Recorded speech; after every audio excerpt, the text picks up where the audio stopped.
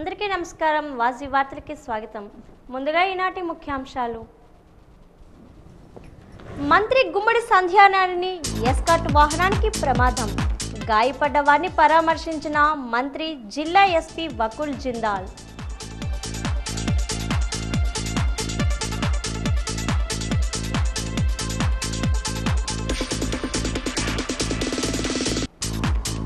విశాఖపట్నంను దేశంలోనే నెంబర్ 1 స్థానంలో నిలబెట్టాలి. జిల్లా స్థాయి అభివృద్ధి సమావేశంలో పిలుపునిచ్చిన ఎంపీ శ్రీభారత్.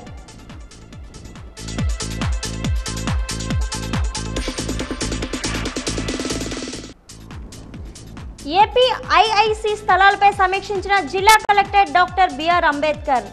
స్థలాల స్థితిగతులపై విచారణ చేపట్టి నివేదిక ఇవ్వాలని అధికారులకు ఆదేశం.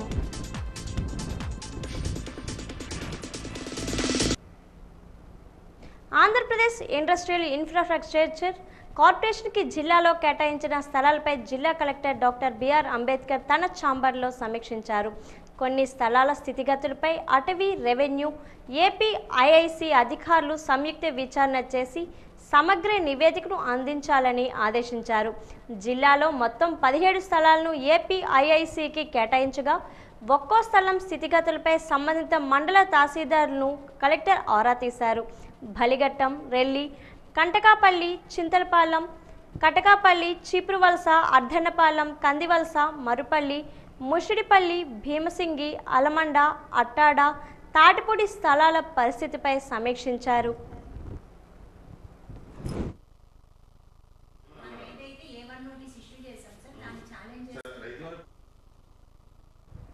సమ్మిళిత అభివృద్ధి విధానాలను అవలంబిస్తూ యువత ఉపాధికి, ప్రజా సంక్షేమానికి పెద్దపీట వేస్తూ విశాఖపట్నంను జిల్లాను దేశంలోనే నెంబర్ 1 స్థానంలో నిలబెట్టాలని, దీనికి ప్రజా ప్రతినిధులు, అధికారులు అవిరళ కృషి చేయాలని విశాఖ ఎంపీ ఎం శ్రీభారత్ పేర్కొన్నారు.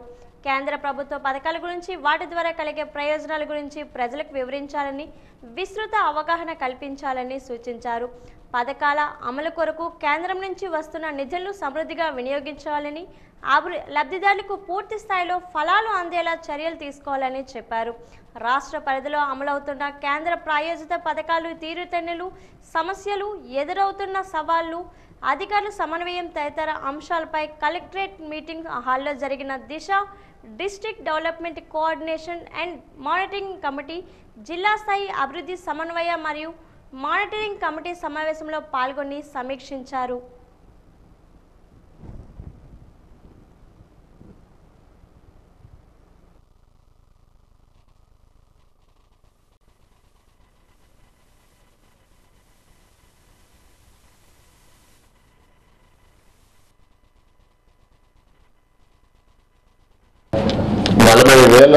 మంది ఎంప్లాయ్ అయి ఉన్నారు in our parliament.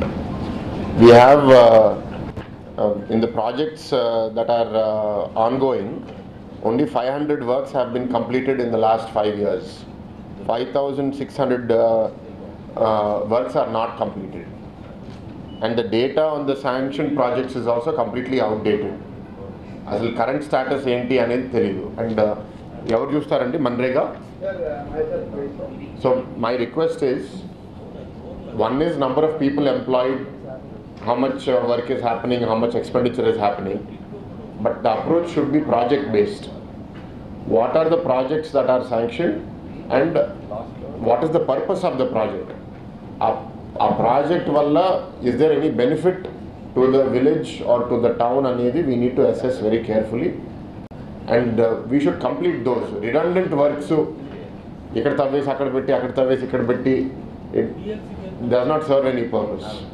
The purpose of Manrega was that during the off season agriculture laborers should have some livelihood కాబట్టి పెట్టాం.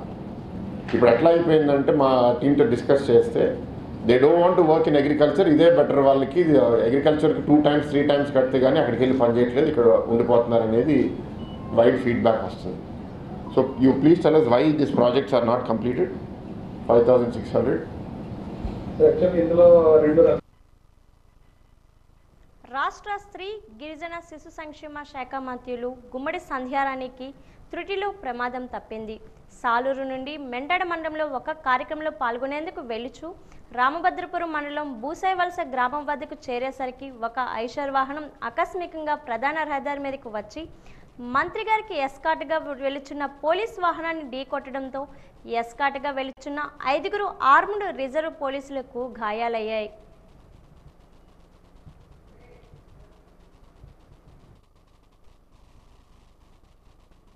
రాష్ట్ర స్త్రీ శిశు సంక్షేమ శాఖ మంత్రులు గుమ్మడి సంధ్యారాణి ఎస్కాట్గా వెళ్తున్న పోలీస్ వాహనాన్ని ఢీకొట్టడంతో ఎస్కాట్గా వెళ్తున్న 5 ఆర్మ్డ్ రిజర్వ్ పోలీసులకు గాయాలయ్యాయి.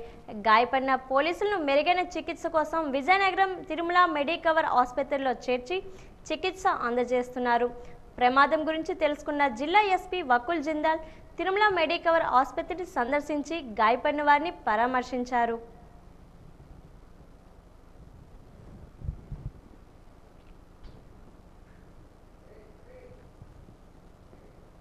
ఈ రోజు ఉదయం 7 గంటలకు మెంటాడ మండలంలో పార్టీ అధ్యక్షుడు తల్లి చనిపోయిన నేపథ్యంలో అక్కడికి వెళ్తున్న నేపథ్యంలో రోడ్డు ప్రమాదం జరిగిందని మంత్రి గుమ్మడి సంధ్యారాణి పేర్కొన్నారు.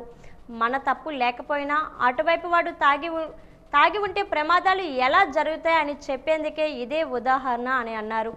అటువైపు నుంచి వస్తున్న బొలెరో వాహనం నడుపుతున్న వ్యక్తి పూర్తిగా మద్యం సేవించి ఉన్నాడని, ఎస్కాట్గా వాహనాన్ని ర్యాష్గా ఢీకొన్నారని, దానివల్ల 5 పోలీసులకు గాయాలయ్యాయని అన్నారు.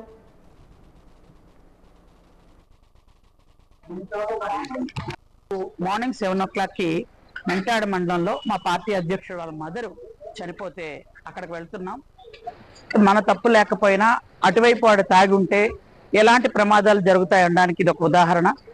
వెంటనే అటువైపు నుండి వస్తున్నటువంటి బలోరా వెహికల్లో ఉన్నటువంటి వ్యక్తి పూర్తిగా మద్యం సేవించి ఉండడం వల్ల మా ముందున్న వెహికల్ అటువంటి ఈ ఎస్కాట్ వెహికల్ ఏదైతే ఉందో ఆ వెహికల్ ని చాలా ర్యాష్ గా డాష్ ఇచ్చాడు. దానివల్ల 5 పోలీసులకు కూడా గాయాలయ్యాయి. అందులో ఒక ఇద్దరికి ఫ్రాక్చర్స్ కూడా ఇది, ఇంకొక ఇద్దరిని టెస్ట్ చేస్తున్నారు. అయితే మొత్తం అందరూ ప్రజెంట్ అయితే స్టేబుల్ గా ఉన్నారు కాబట్టి ఓకే. లేకపోతే ఏవైనా ప్రమాదాలు జరుగుంటే అంటే మనుషుల ప్రాణాలకు కూడా విలువ లేకుండా తెల్లవారు 7 గంటలకే తాగి ఇలా డ్రైవ్ చేస్తూ ఉంటే అసలు ప్రాణాలకు లెక్క లేకుండా అయిపోతుంది. ఒక యూత్ అయ్యుండి అటువైపు కుర్రాడు చూస్తే 35-37 సంవత్సరాలు ఉంటాయి కుర్రాడికి. అలాంటి వాళ్ళు యూత్ గా ఉండి కూడా ఇంత దారుణంగా బిహేవ్ చేస్తున్నారు, తాగుతున్నారు. తెల్లవారిసరికి తాగటం అంటే వాడి ప్రాణం వాడికి పోతుంది, కానీ ఇటువైపు 5 ప్రాణాలు, 5 కుటుంబాలు, అది కూడా లెక్క చేయకపోతే మా డ్రైవర్ చాకచక్యంగా బ్రేక్ వేస్తాడు కాబట్టి సరిపోయింది. లేకపోతే మేము వెళ్ళి కూడా వాళ్ళే గుద్దేవాళ్ళం. కాబట్టి ఇంకా మా వెనక్కి ఒక 3 వెహికల్స్ ఉన్నాయి. కాబట్టి అందరూ జాగ్రత్తగా బ్రేక్ వేశారు. పాపం ఈ ఎస్కాట్ వెహికల్ డ్రైవర్ చాలా ప్రయత్నం చేశాడు డ్రైవ్ చేయడానికి, కానీ కుదరలేదు. ఏదైనా వాళ్ళ ప్రాణాలు మాత్రం కాపాడాడు ఆ డ్రైవర్. అటువైపు వాడు మాత్రం చాలా ర్యాష్ గా ఉన్నాడు. తాగి డ్రైవ్ చేస్తే ఈ విధంగా ఉంటదని మాకు అర్థమైంది. ఏదైనా ఆ భగవంతుడు వాళ్ళందరినీ కూడా కాపాడాడు. Thank you very much. ప్రజలకు ప్రభుత్వ ఆసుపత్రుల పట్ల నమ్మకం కలిగేలా నాణ్యమైన వైద్య సేవలు అందించాలని జిల్లాలో 10 నుండి 19 సంవత్సరాల వయసు గల బాలికలందరికీ రక్తహీనత పరీక్షలు నిర్వహించాలని పార్తీపురం జిల్లా కలెక్టర్ ఏ శ్యాంప్రసాద్ వైద్యాధికారులను ఆదేశించారు. నిన్న కలెక్టర్ కార్యాలయంలో వైద్య శాఖపై సమీక్ష చేపట్టి జిల్లా కలెక్టర్ మాట్లాడుతూ ప్రతి ప్రసవం ప్రభుత్వ ఆసుపత్రుల్లోనే జరిగేలా చర్యలు తీసుకోవాలని, ప్రజలకు ప్రభుత్వ ఆసుపత్రుల పట్ల నమ్మకం పెంచాలని తెలిపారు.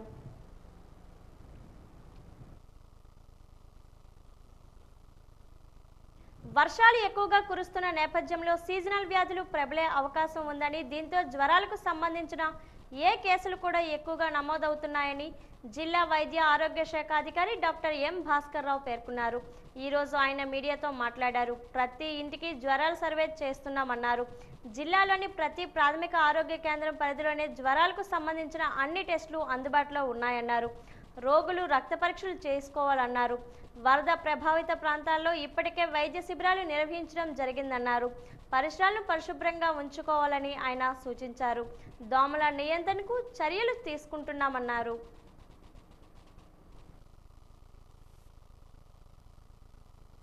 సర్వే చేసేటప్పుడు 3 రోజులు 4 రోజుల కన్నా జ్వరం తగ్గకపోయినట్లయితే తప్పనిసరిగా వైద్యాధికారిని సంప్రదించవలసిందిగా ప్రజలందరినీ కోరడం జరుగుతుంది.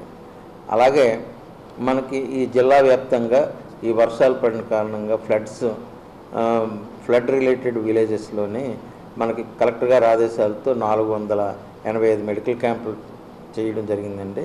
ఆ తర్వాత ఇప్పటి వరకు జిల్లా వ్యాప్తంగా 1265 మెడికల్ క్యాంపులు కండక్ట్ చేయడం జరిగింది. ఈ జిల్లా వ్యాప్తంగా మనకి ఇప్పటి వరకు ఇంచుమించుగా 8900 వైరల్ ఫీవర్స్ కూడా రిపోర్ట్ అవ్వడం జరిగింది. ఈ మొత్తం 2వ తారీఖు నుండి మనం చేసిన సర్వేలో. కాబట్టి వైరల్ ఫీవర్లు కూడా రోజుకి జిల్లా వ్యాప్తంగా మనకు ఉన్నటువంటి 20 లక్షల మంది పాపులేషన్లో 1100 నుండి 1150 జ్వరాలు నమోదవుతున్నాయి. ఈ సాధారణ స్థాయిలో ఉన్నాయి కాబట్టి ఏ రకమైనటువంటి ఏ రకంగా కూడా ప్రజలు దీని గురించి ఇబ్బందులు పడాల్సిన అవసరం లేదు. ఇంటింటికి వచ్చిన కార్యకర్తల ద్వారా మందులు తీసుకొని ఇంటి వద్ద నుండే మందులు వాడితే పూర్తిగా నయం అయ్యే అవకాశాలు ఉన్నాయి. కాబట్టి ప్రజలందరూ కూడా ఈ సమయంలో వేడి నీళ్ళు మాత్రమే తాగి మన వ్యక్తిగత పరిశుభ్రత, మన పరిసరాల పరిశుభ్రత, ఇంటి చుట్టూ వాటర్ స్టాగ్నేషన్ ఏదైనా ఉండేటట్టయితే తప్పనిసరిగా వాటర్ను పోయేటట్టుగా చూసుకోవాలి. రాష్ట్రంలో గంజాయి, డ్రగ్స్, అక్రమ మద్యం, అక్రమ ఇసుక తదితర దందాలకు అడ్డుకట్ట వేసేందుకు గత ప్రభుత్వం నెలకొల్పిన స్పెషల్ ఎన్ఫోర్స్మెంట్ బ్యూరో సెబ్ను కూటమి ప్రభుత్వం రద్దు చేసింది. ఎక్సైజ్ ప్రొహిబిషన్ శాఖను పునరుద్ధరించింది. సెబ్కు గతంలో పోలీస్ శాఖ నుంచి కేటాయించిన ఎస్పీ, డిప్యూటీ ఎస్పీ, సిఐలు, గనుల శాఖ నుంచి కేటాయించిన అసిస్టెంట్ డైరెక్టర్, ఇతర అవుట్సోర్సింగ్ ఉద్యోగులను మళ్లీ మాతృశాఖకు బదిలీ చేసింది.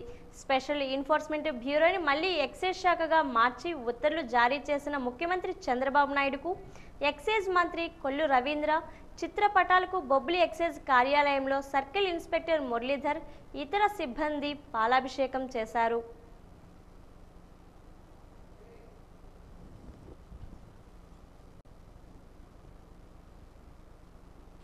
భోగాపురం మండలం పోలిపల్లి గ్రామంలో సమస్యలపై ప్రజాప్రతినిధులు, ప్రజలు, అధికారుల దృష్టికి తీసుకెళ్లారు.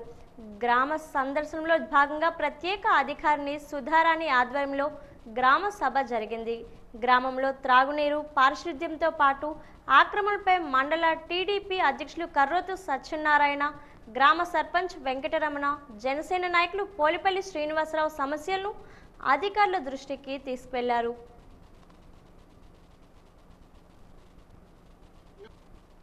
పట్టాలు ఇచ్చేటట్టు మంజూరు చేసేటట్టు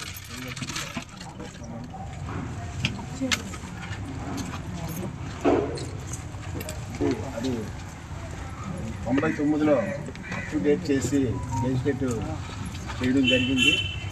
ఆ హాస్పిటల్ చాలడం లేదని వారు.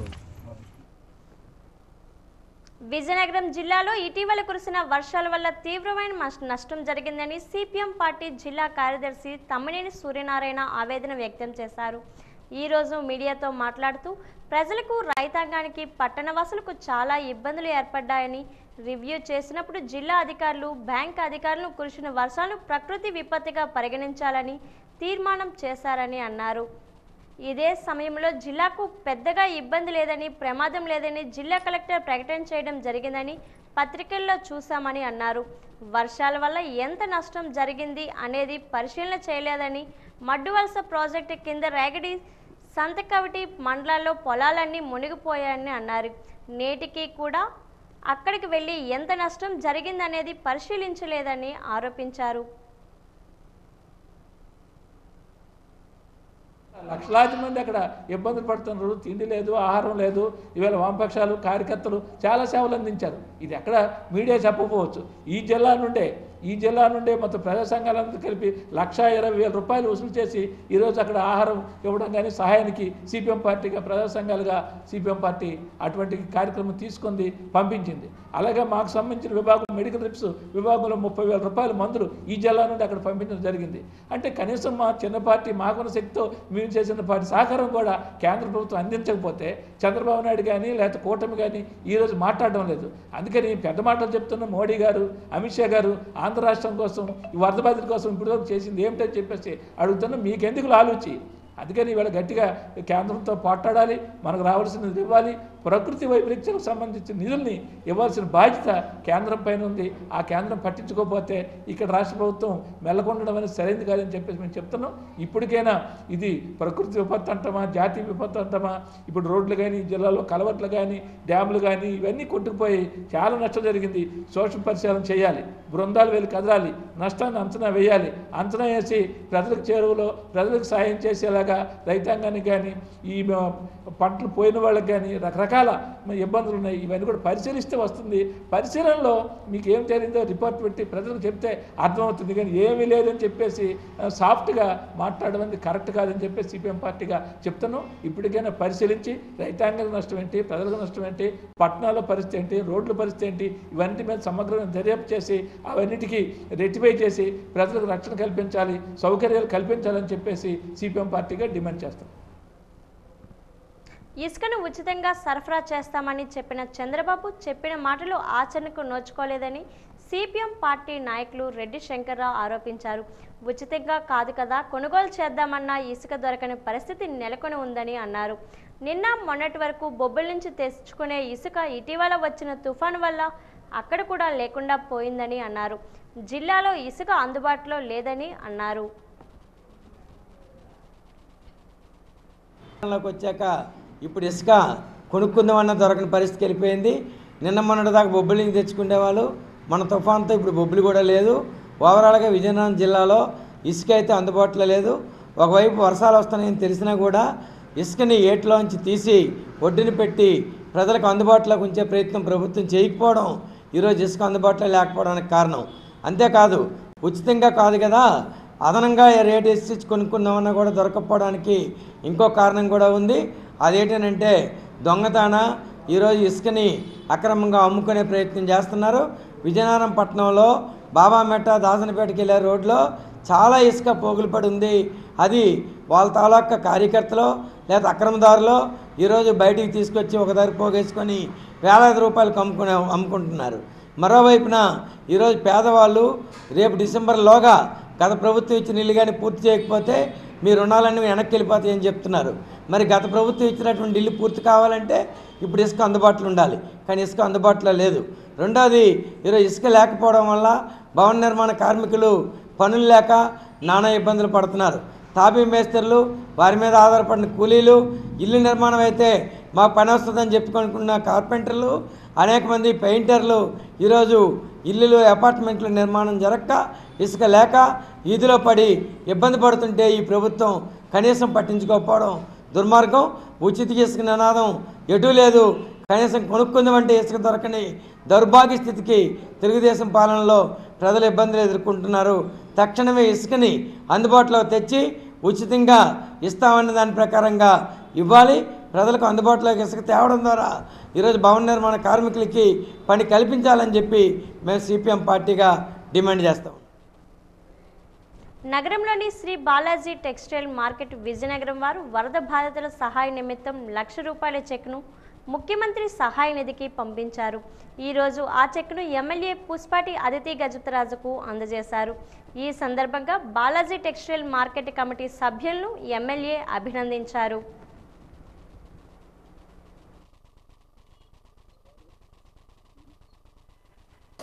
విజయవాడ జరిగిన సైక్లోన్ ఎఫెక్ట్ వల్ల మన రాష్ట్ర సీఎం గారు అక్కడ ఉండి ఆ ప్రజలందరికీ కూడా ఆదుకొని ఎన్నో రకాల సలహాలు సహాయము చేస్తూ ఒక విజయనగరమే కాదు ఆంధ్రప్రదేశ్ మొత్తం ప్రతి ఒక్కరూ కూడా ఈ తుఫాను బాధితులకి అందరూ కూడా మీరు భాగస్వాములు అవ్వండి అని ఒక పిలుపు ఇవ్వడం జరిగింది. అదే కార్యక్రమంలో విజయనగరం నుంచి మేము బాలాజీ టెక్స్టైల్ మార్కెట్ కమిటీ తరఫున ₹1,00,000 విరాళం ఇవ్వడం అశోక్ గజపతి గారు అమ్మాయి అదితి గజపతి ఎమ్మెల్యే గారికి అందజేయడం జరిగింది. 10 రోజుల నుంచి విజయవాడలో చాలా పెద్ద ఫ్లడ్ అవుతుంది. అయితే ఈ ఫ్లడ్ కోసం ప్రత్యేకంగా బాలాజీ మార్కెట్ నుంచి వాళ్ళు 1 lakh పెద్ద మనసు చేసి ₹1,00,000 సీఎం రిలీఫ్ ఫండ్ కి ఇచ్చారు. చాలా సంతోషం. వాళ్ళందరూ కూడా ప్రజలందరూ కూడా పార్టిసిపేట్ చేస్తున్నారని చాలా సంతోషం అనిపిస్తుంది. ఎంత ప్రాబ్లం ఉన్నా కూడా ప్రతి ఒక్కరూ దీంట్లో పార్టిసిపేట్ చేయాలని కోరుకుంటా ఉన్నాను. అయితే మనం చూస్తుంటే విజయనగరం నుంచి కూడా మన కమిషనర్ గారు అలాగే జాయింట్ కలెక్టర్ గారు అందరు కూడా హెల్ప్ చేయడానికి వెళ్ళారు. నిన్నే జాయింట్ కలెక్టర్ గారు వచ్చేసారు. అదే విధంగా మనకి మున్సిపాలిటీ ఎంప్లాయీస్ కూడా చాలా మంది అక్కడికి వెళ్ళి క్లీనింగ్ లో అన్నిట్లో పార్టిసిపేట్ చేసి హెల్ప్ చేస్తా ఉన్నారు. ప్రజలందరూ కూడా ఈ కష్టకాలంలో ముందుకు వచ్చినందుకు అందరికి కూడా ధన్యవాదాలు తెలుపుతూ సెలవు. పైడితల్లి జాతర సందర్భంగా ఉత్తరాంధ్ర ప్రజలే కాకుండా సుదూర ప్రాంతాల నుంచి కూడా అమ్మవారిని దర్శించుకోవడానికి వస్తారని ఎగ్జిక్యూటివ్ ఆఫీసర్ ప్రసాదరావు పేర్కొన్నారు. ఈరోజు మీడియాతో మాట్లాడుతూ భక్తులు పెద్ద ఎత్తున కుటుంబ సమేతంగా అమ్మవారిని దర్శించుకుంటారు కాబట్టి రిజర్వేషన్లు దొరక్క ఎన్నో ఇబ్బందులు పడుతున్నారని, ధర్మకర్త పుష్పాటి అశోక్ గజపతిరాజు ఆదేశాల మేరకు ఈస్ట్ కోస్ట్ రైల్వే డిఆర్ఎంకు లేఖ రాయడమే కాక ప్రత్యక్షంగా కలవడం జరిగిందని, దానికి డిఆర్ఎం సానుకూలంగా స్పందించారని అన్నారు.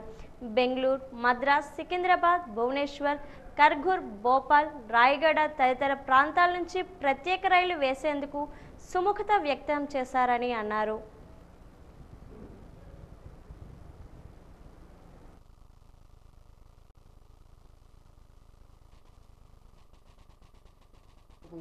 ఈ సంవత్సరం విస్తృతంగా వివిధ సుదూర ప్రాంతాల నుండి భక్తులు శ్రీ అమ్మవారి దర్శనమిస్తూ వస్తున్నారు. వారి సదుపాయం నిమిత్తం కుటుంబాలతో కలిసి రిజర్వేషన్ లేక చాలా ఇబ్బంది పడుతూ వస్తున్నారు.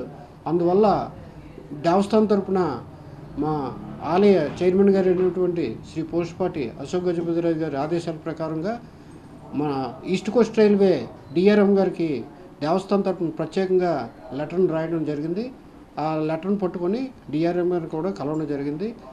అందుకు డిఆర్ఎం గారు సానుకూలంగా స్పందించి బెంగళూరు, మద్రాస్, సికింద్రాబాద్, భువనేశ్వర్, ఖరగ్పూర్, తర్వాత భోపాల్, మన రాయగడ, దుర్గ్ వివిధ ప్రాంతాల నుండి ప్రత్యేక ట్రైన్లు వేయడానికి వారు సుముఖంగా తగు చర్యలు తీసుకుంటామని తెలియపరిచి ఉన్నారు. అదేవిధంగా విజయనగరం స్టేషన్కు వచ్చే అన్ని సూపర్ ఫాస్ట్, ఎక్స్ప్రెస్ వివిధ ట్రైన్లలో కూడా విజయనగరం హాల్ట్ను ఇచ్చి ఉన్నారు. అందునిమిత్తం భక్తులు ముందుగా గమనించి తగు ముందస్తు చర్యలు రానుబోను కూడా రిజర్వేషన్లు చేయించుకోవాల్సిందిగా కోరుతున్నాం. మన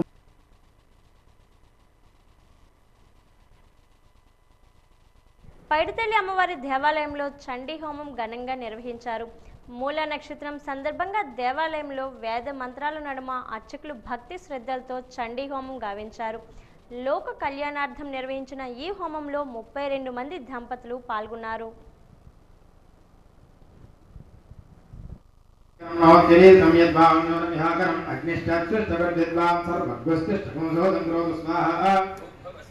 అగ్నయే సృష్టృతమయ ఆపోక్యపరి ప్రథయ ఆధార సమిధో ప్రకృతి అస్మిన్నో శ్రీ చండీ హోమయాత్మగృహీత్వా.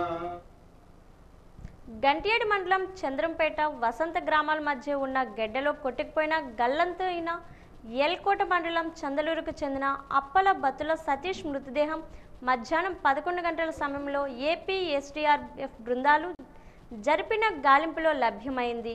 సతీష్ కొట్టుకుపోయిన గెడ్డలో ఏపీ ఎస్డీఆర్ఎఫ్ బృందాలు ఉదయం నుంచి గాలింపు చర్యలను తహసీల్దార్ నీలకంఠేశ్వర్ రెడ్డి, ఎస్ఐ సాయి కృష్ణ పర్యవేక్షణలో కొనసాగించారు.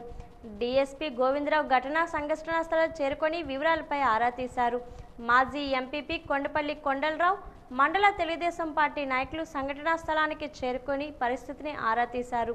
గెడ్డలో లభ్యమైన సతీష్ మృతదేహాన్ని పోస్ట్ మార్టం జిల్లా కేంద్ర ఆసుపత్రికి తరలించారు.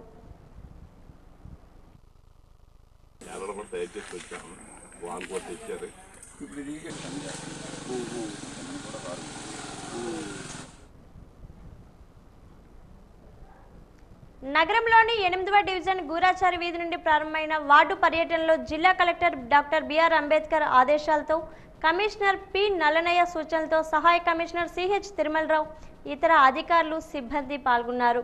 గూరాచారి వీధి, లక్కపందిరి వీధి, ఆనంద్ నగర్, మఠం వీధి తదితర ప్రాంతాల్లో పర్యటించి స్థానిక సమస్యలను తెలుసుకున్నారు.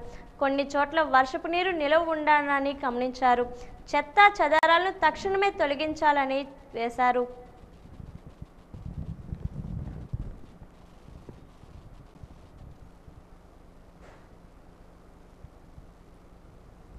సిబిఎం స్కూల్ కొనుగోలు చేయలేదని, కేవలం భూమి బదలాయింపు మాత్రమే జరిగిందని భాస్కర్ రావు విచారణ ఇచ్చారని సిపిఎం నాయకులు పేర్కొన్నారు. ఈ రోజు ఏర్పాటు చేసిన విలేకరుల సమావేశంలో మాట్లాడుతూ ట్రస్ట్లో ఉన్న పాఠశాలను బదలాయించడానికి కరెస్పాండెంట్కు హక్కు ఉందా అని ప్రశ్నించారు.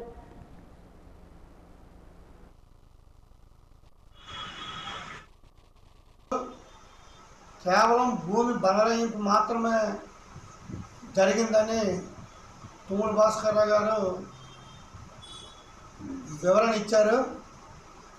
అయితే మేము చెప్పేది ఏంటంటే ఈరోజు సిబిఎం స్కూల్ ట్రస్ట్లో ఉన్నటువంటి సిబిఎంని భూ బదలాయింపు చేయడానికి కరస్పాండెంట్కైనా హక్కు ఉందా, మీరైనా బదలాయింపు చేసుకునే హక్కు మీకుందా అని చెప్పేసి మొట్టమొదటి ప్రశ్న.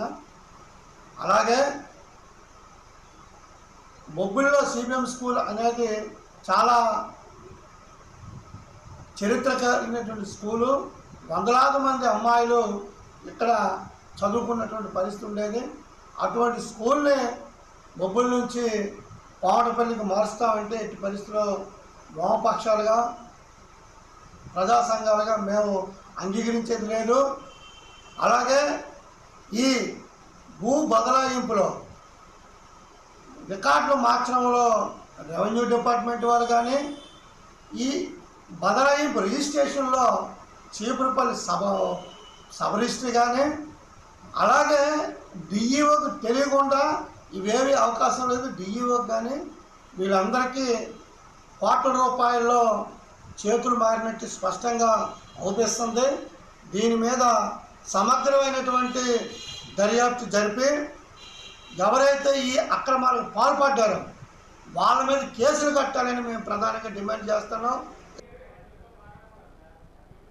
అకాల వర్షాల కారణంగా నష్టపోయిన రైతులకు ఎకరానికి 20,000 రూపాయల నష్టపరిహారం ఇవ్వాలని ఏపీ రైతు సంఘం రాష్ట్ర ఉపాధ్యక్షుడు మర్రాపు సూర్యనారాయణ డిమాండ్ చేశారు. కేఎల్పురం ఎన్పిఆర్ భవన్లో రౌండ్ టేబుల్ సమావేశం నిర్వహించారు. ఈ సందర్భంగా ఆయన మాట్లాడుతూ రైతులకు పెట్టుబడి సాయం కింద 20,000 ఇవ్వాలన్నారు. జీవో నెంబర్ 22 రద్దు చేసి మోడల్ మీటర్లకు పెట్టవద్దని కోరారు. కౌలు రైతులకు గుర్తింపు కార్డులు ఇవ్వాలన్నారు. బ్యాంకు రుణాల సంక్షేమ పథకాలు ఇవ్వాలని విజ్ఞప్తి చేశారు. 2023 పంటల బీమా ఇవ్వాలని, ప్రతి రైతుకు 2 లక్షల రుణమాఫీ చేయాలని కోరారు.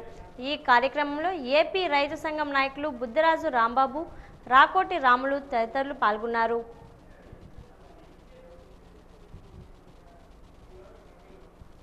వ్యాపార పంటలకు సంబంధించి ఇవాళ కంద కానీ, పసుపు కానీ, అలాగే మిర్చి కానీ ఇట్లాంటి పంటలకు సంబంధించి 50,000 పైన పెట్టుబడి అవుతుంది.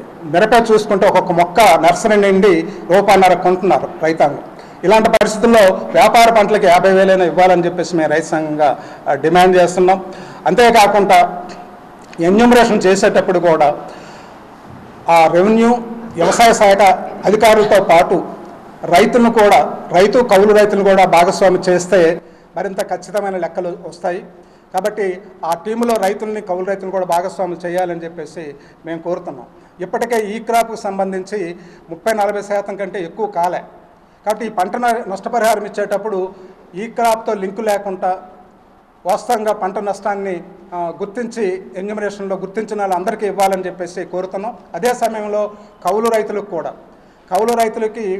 కౌలు రైతు సాగులో ఉన్న రైతు తాలూకా పేరునే నమోదు చేయాలి తప్పితే భూ యజమాని పేరుని రాయడం వల్ల కౌలు రైతులకు నష్టం జరుగుతుంది. కాబట్టి అట్లాంటిది సరిచేయాలని చెప్పేసి మేము కోరుతున్నాం. ఇంకొకటి, ఇలాంటి కష్ట పరిస్థితుల్లో కూడా రైతులు మిగిలిన పంటలని నిలబెట్టుకోవాలంటే ఎరువులు, పురుగు మందులు, ఇతరత్ర విస్తరణ సేవలు రైతులకు అందించాలి.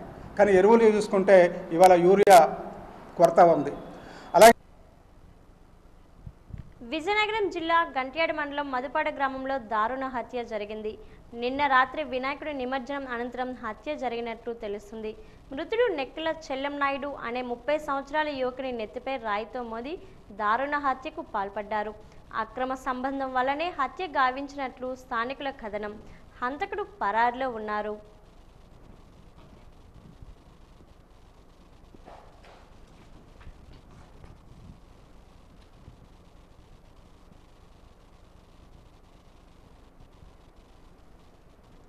వార్తలు ముగించే ముందు ముఖ్యాంశాలు మరోసారి. మంత్రి గుమ్మడి సంధ్యారాణి ఎస్కాట్ వాహనానికి ప్రమాదం. గాయపడ్డ వారిని పరామర్శించిన మంత్రి, జిల్లా SP Vakul Jindal.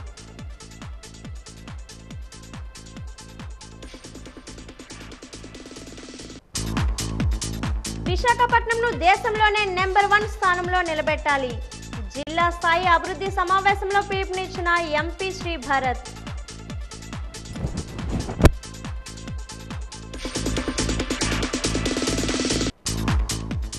AP IIC స్థలాలపై సమీక్షించిన జిల్లా కలెక్టర్ డాక్టర్ బిఆర్ అంబేద్కర్. స్థలాల స్థితిగతులపై విచారణ చేపట్టి నివేదిక ఇవ్వాలని అధికారులకు ఆదేశం.